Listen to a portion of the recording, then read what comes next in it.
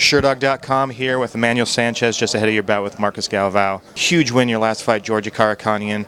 Do you feel like you're maybe not next in line, but at least in that top 3 contendership for it?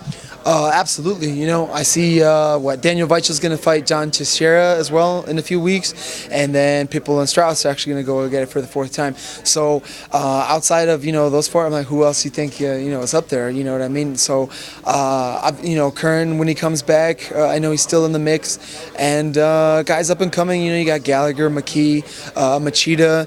I know there's a lot of great guys, man. There's a lot of great fighters, but outside of myself and Daniel Weichel, really. Who else has fought, everyone in the division right now. So short of Pitbull and Strauss, I've fought the rest of them. So I'm really looking forward to, get this big win and knocking on the door for a title shot.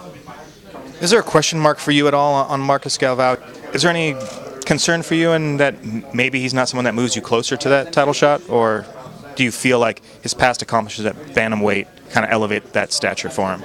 Absolutely, yeah. You know what I mean? Winning the belt in another division, it says enough in itself. And the fact that, and he's coming off a win. So, and he's moving on up. And, if I'm going to go and say I'm the best in this division, the best in, this weight class, the best in the world, I got to beat anyone and everyone who comes into this division to prove that. So you want to be the best, you got to beat the best. So if they come from a weight class up, a weight class down, another organization, don't matter. I'll fight anybody, anywhere, anytime, and I feel like I've already proved that.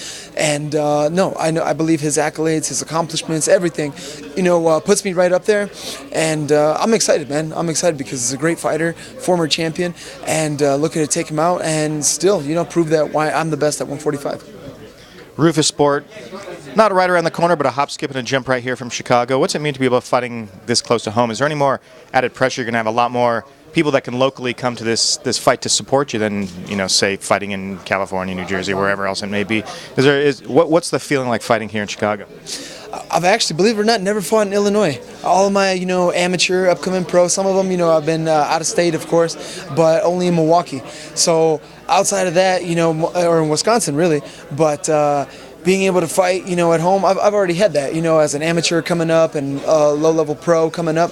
I've had that all the time, you know what I mean? Being a main event, co-main event, whatever, having to sell tickets, having to do my thing to go out there, sell a show, be on a show, and have all my friends and family there, you know what I mean? And now there's no excuse that, they can't make it to a fight because they're all saying, oh, when's Bellator going to come near? Well, now it's here, and the time is now. So they better have their tickets ready, and they better be there. So no excuses now because now we got Rampage, King Mo, Marcos Galvao, you know what I mean? You got all these guys up here putting on a great show, and it's going to be awesome, man. My man CM Punk sold that arena many times, and now he said it's my turn. How exciting that for you? It does kind of feel like Bellator's kind of they're kind of going through a renaissance right now. The press conference yesterday, to talk about the pay-per-view, big show here in Chicago with some big headlining. It looks like things are happening right now. Like, how exciting for you is it to be able to be involved in that and being close to that possibility of fighting for a belt here? Man, it means the world to me, you know what I mean? Being on the biggest cards with the biggest stars, Shamrock versus Gracie, Tito versus Chael, and then being in St. Louis too, I've been on all these big cards, and it's just huge, being able to have all this buzz around it, When it's time to shine, you got to be the brightest, so that's the way I feel. And I'm excited, I'm really excited and glad to be a part of it, blessed. I'm turning my dreams into my reality, and I can't write it. I grew up going to this zoo here, the United Center, watching the Chicago Bulls play, Disney on Ice at the Allstate Arena, both Sox Stadium, Cubs Stadium, and now the fact that, MMA's here and I get to represent the MMA here in Midwest MMA, man, can't write a better story. Talk about Marcos Galvao's opponent from a technical standpoint. Where do you think you're advantaged over? Do you think you're going to have a size advantage? Do you feel like that you need to keep this fight on the feet? I mean, he's an accomplished jiu-jitsu player. When you look at this fight, how do you game plan for him? Man, I wouldn't say I'm much of a game planner. I would say I know I'm going to fight my fight.